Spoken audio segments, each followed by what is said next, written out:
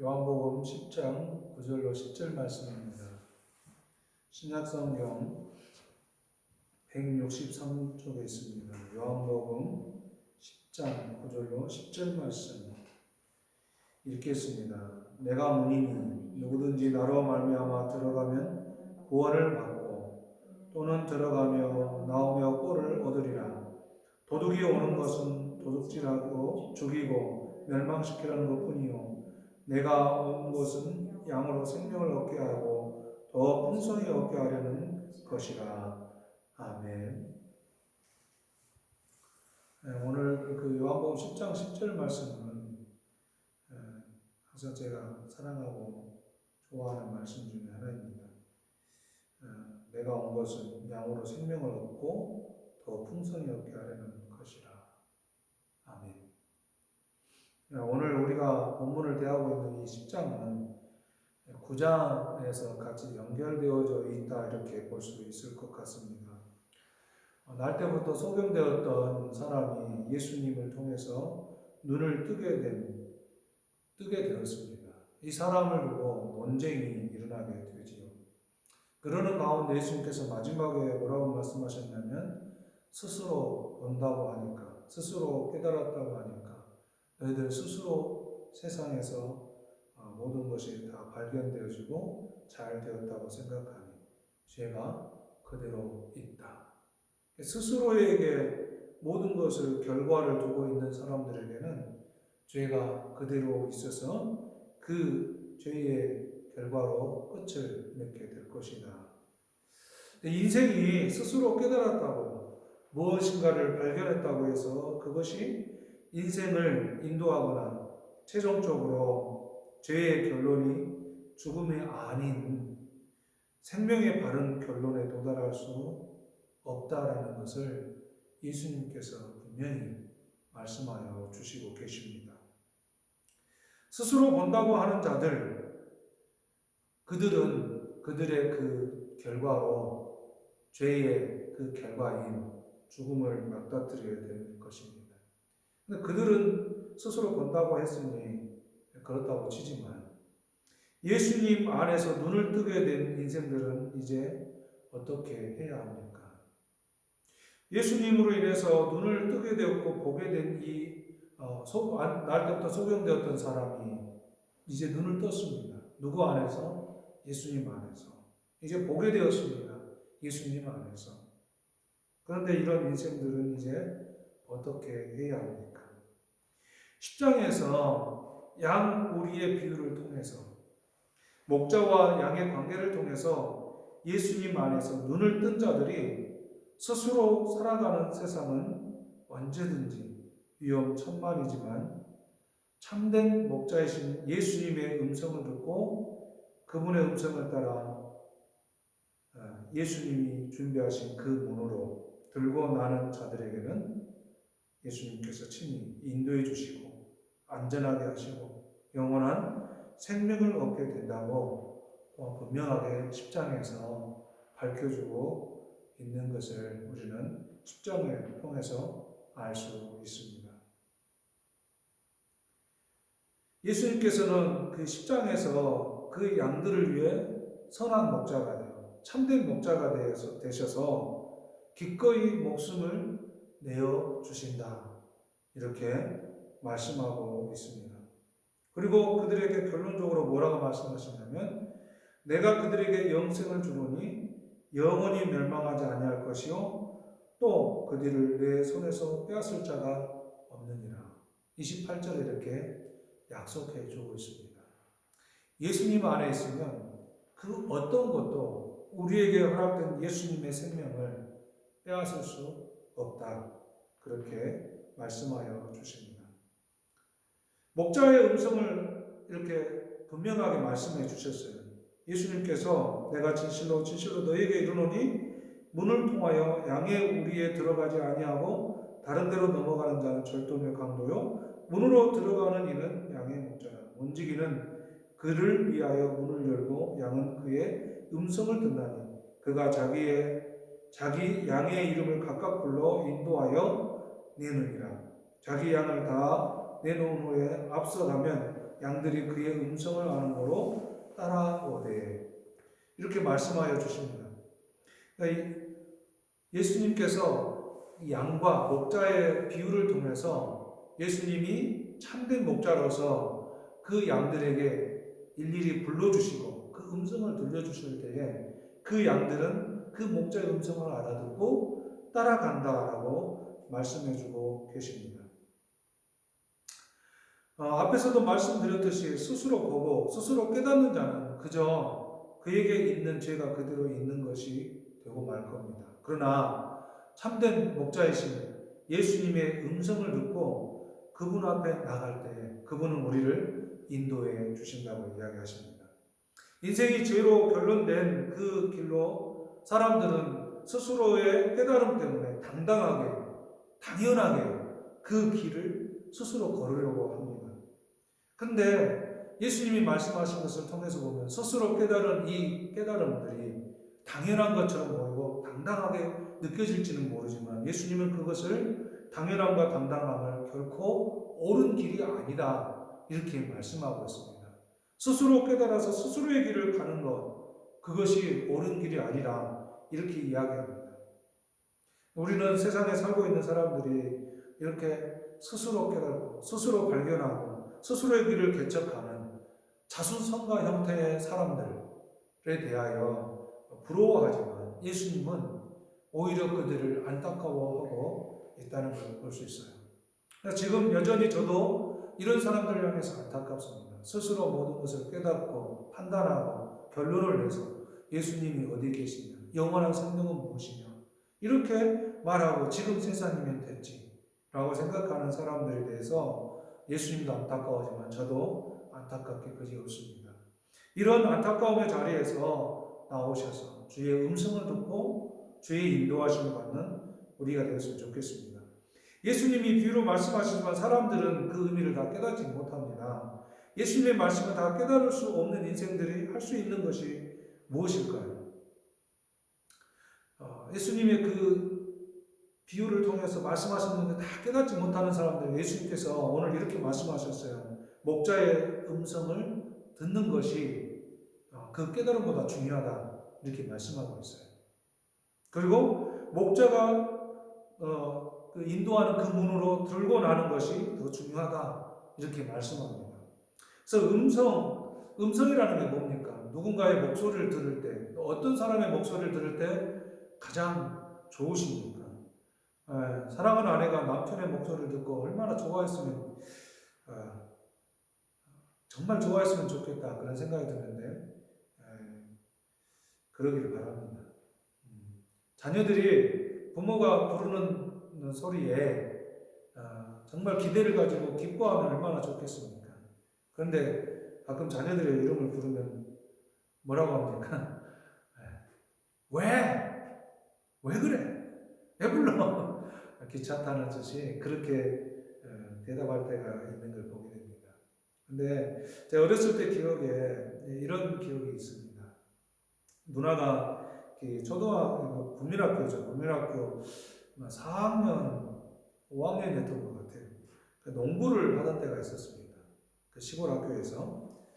그래서 그 농구를 하다 보면, 연습하다 보면, 시간이 늦어져요. 여름에는 괜찮지만, 이제 겨울 방학의 직전에 돌아오면 금방 어두워지잖아요. 그래서 누나가 밑에 마을에까지 한 2km 지점이 떨어져 있는 그 밑에 마을까지는 같이 오는 친구가 있었어요. 그래서 누나가 이제 어두워지니까 누나를 마중을 나갑니다. 그러면 누나를 마중 나가다 보면 그 약간의 어두워져 있는 길거리를 혼자서 이렇게 내려가는 것이 어린 나이에 쉽지는 않아요. 그럼 누나도 아마 친구와 이제 헤어지면서 그 모퉁이 길을 돌아오면서 아마 두려움이 있었겠죠.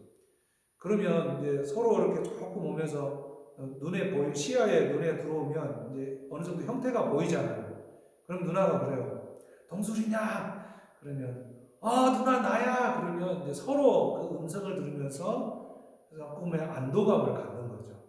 그 불안하고 두려움을 극복할 수 있게 되는 겁니다. 이렇게 음성이라는 거, 누구의 소리를 듣는 거, 정말 자기가 만나고 싶어하는 사람의 그 음성을 들을 때에 우리는 그런 안도의 시간을 갖게 됩니다. 두려움을 물리칠 수가 있는 것입니다. 9절에 양이 문이 되신 예수님이 그렇게 말씀하잖아요. 내가 문이니 누구든지 나로 말미암아 들어가면 구원을 받고 또 들어가며 나오며 꼴을 얻으리라. 예수님은 우리에게 음성으로서 불러주실 뿐만 아니라 그분이 준비하신 그 문으로 들어오기를 원하고 계십니다. 그래서 우리도 하여금 그곳에서 드나들면서 구원을 받고 드나들면서 거기에서 꼴을 얻는다. 먹을 것을 얻고 힘을 얻고 생명을 얻는다. 이렇게 예수님이 말씀해 주십니다. 나의 인생이라는 문을 통해 누가 오기를 바라고 누구와 교제하기를 바랍니까? 여러분의 인생에 인생을 문이라고 생각하고 그 문 안에 누가 찾아오기를 원하십니까? 근데 성경에는 우리가 찾아오기를 원하지 않는 사람들이 찾아온다. 그 문으로 온다. 이렇게 이야기합니다. 속이는 문인 거죠. 그래서 성경에서는 그걸 싹군이다. 그걸 다른 말로 하면 절도와 강도와 같이 찾아와서 내 인생의 문으로 찾아와서 나의 가진 것을 탐하고 훔치려는 이들이 나의 인생의 문에 통과하려고 온다는 거예요. 그걸 원하십니까? 아무도 그걸 원하는 사람은 분명히 없을 것입니다. 분명히 이렇게 질문하면 아니라고 하겠지만 이미 참된 목자이신 예수님의 문을 통과하지 않는 이들은 절도와 강도를 만난 것이나 다르지 않습니다. 어떤 강도입니까? 우리의 영원한 생명을 빼앗는 강도들이에요. 세상의 물질, 그냥 잠시 있는 것 그런 거 빼앗는 육체적 죽음을 빼앗는 그런 강도가 아니에요. 예수님 안에 있는 예수님의 문을 통해서 들어가면 영원한 생명을 얻는다고 28절에 말씀하셨는데 그 영원한 생명에 이르도록 내버려 두지 아니하고 우리를 네가 스스로 깨달아. 너의 갈 길을 네가 알아서 해야지. 세상에 그 무엇이 있느냐. 이렇게 소교될 뿐만 아니라 싹군처럼 되어서 우리를 그 영원한 생명으로 가지 못하게 하고 있는 거예요. 우리의 영원한 생명을 갈취하고 있는 절도와 강도들 같은 것입니다. 그런데 우리는 그런 사람을 만나면 눈에 보이게 나타나면 분명히 거절할 거예요. 그런데 오늘 말씀을 통해서 보면 예수님이 만드신 그 문을 통하지 않으면 우리는 그런 영혼의 생명을 절도받고 강도받는 그런 상황에 놓이게 된다고 말씀하고 있습니다. 어떻습니까? 나의 인생의 문에 어떤 이가 통과하기를 원하십니까? 어떤 이와 마주치기를 원하십니까? 절도, 강도인 싹군과 같은 우리의 영혼의 생명을 뺏어가는 사람들의 그런 자들과 만나는 통로가 되고 싶습니까? 아니면 우리의 영원한 생명을 회복하시는 예수님을 만나는 인생의 문이 되기를 원하십니까? 이렇게 두 가지의 질문하면 분명히 달라질 거예요. 한 번쯤 생각해 보셔야 합니다.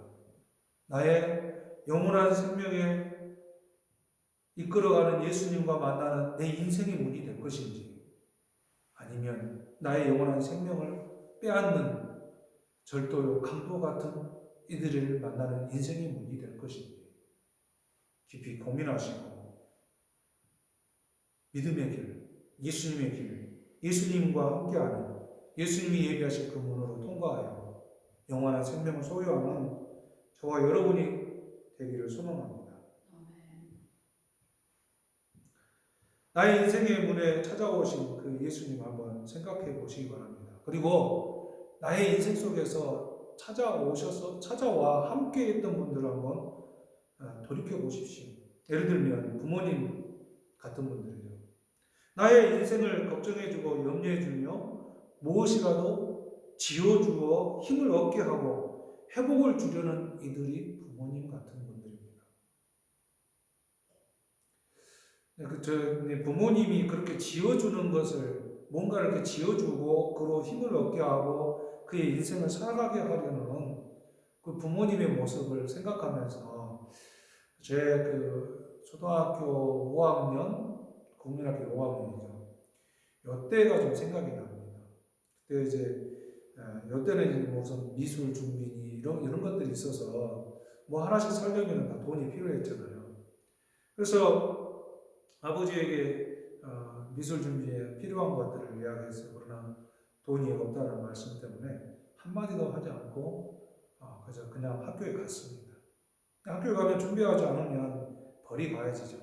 옛날 분들은 왜 긍휼히 여기기보다 벌을 주기를 더 좋아했는지 잘 알 수가 없습니다.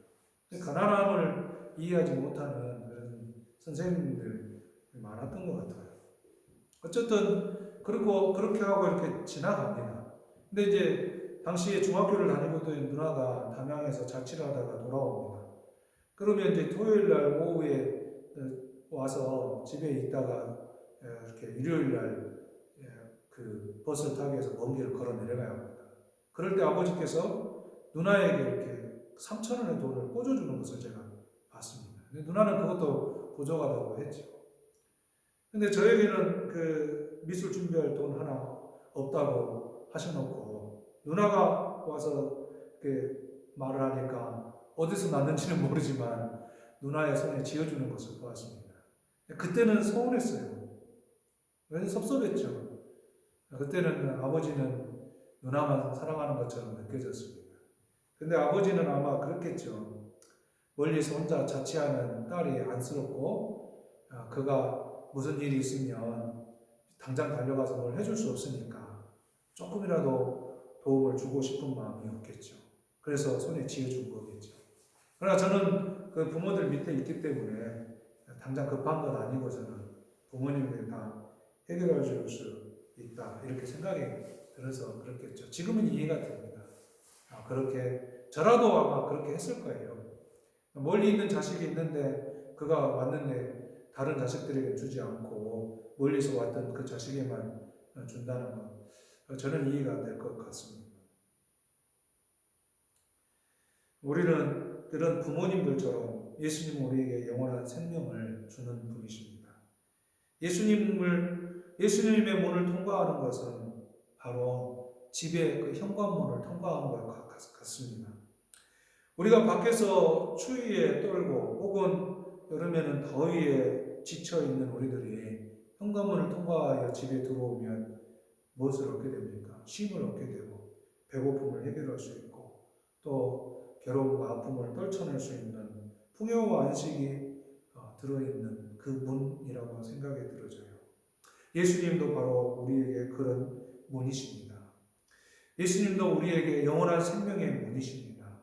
그 영원한 생명의 문을 통과해서 들어가는 그 순간에 우리 예수님께서 말씀하신 것처럼 10절에 내가 온 것은 양으로 생명을 얻게 하고 더 풍성히 얻게 하려는 것이다. 예수님의 그 문을 통과하는 그 순간에 분명히 우리로 하여금 더 풍성함으로 우리가 생각하는 영원한 생명 그 이상의 풍성함이 분명히 주어질 것이라고 저는 믿습니다. 11절에 나는 선한 목자라. 선한 목자는 양들을 위하여 목숨을 버리거니와. 예수님께서는 우리의 생명을 위해서 직접 이 땅에 오셔서 우리의 저 허물을 대신하여 십자가에서 못 박혀 죽어 주셨습니다. 이번 그 수요일이 제일 수요일이라고 해서 사순절 기간에 들어갑니다. 근데 저는 사순절 기간에 대해서 예수님께서 우리의 그 고난과 고통을 해결하게 이 땅에 오셨는데 굳이 우리가 그 고난에 다시 들어가야 되는가에 대한 의문은 있습니다. 그럼에도 불구하고 우리가 생각해야 될 것은 우리 예수님께서 우리의 죄와 허물을 위해 이 땅에 오셔서 고난과 고통을 당하시고 십자가에서 죽어주심으로 그분을 바라보는 모든 이들에게 구원에게 생명에게 그분이 예배하신 그 문을 통과하는 그들에게 예수님이라는 문을 통과하는 그들에게 영원한 생명으로 풍성하게 약속해 주고 계신다는 것 믿고 그분 안에서 참된 생명의 길을 얻으실 수 있기를 바랍니다. 기도하겠습니다. 좋으신 하나님 아버지, 감사합니다. 우리에게 허락하신 이 삶의 자리에서 우리는 생각지 않고 우리에게 주어져 있는 삶에 지치고 헤매이다가 스스로 깨닫고 판단하고 결론 내려 우리의 영원한 생명을 도둑질당하는, 강도질당하는 삶의 자리에 있지 않은지 돌아봅니다. 우리 예수님께서 우리의 참된 영원한 생명의 문이 되셔서 이 땅에 오셨는데 그 예수님을 통하여 영원한 생명 안에 거하는 저희들의 삶이 될 수 있도록 역사하시고 함께하여 주옵소서. 지금은 우리 주님 예수 그리스도의 구속의 은혜와 하나님 아버지의 사랑하심과 성령님의 감동하시고 역사하시는 그 은혜가 이제 예수님을 통하여 영원한 생명의 길로 가는 것을 믿고 따르기를 원하는 하나님의 자녀들 가운데 영원히 함께 계시기를 간절히 축원하옵나이다. 아멘.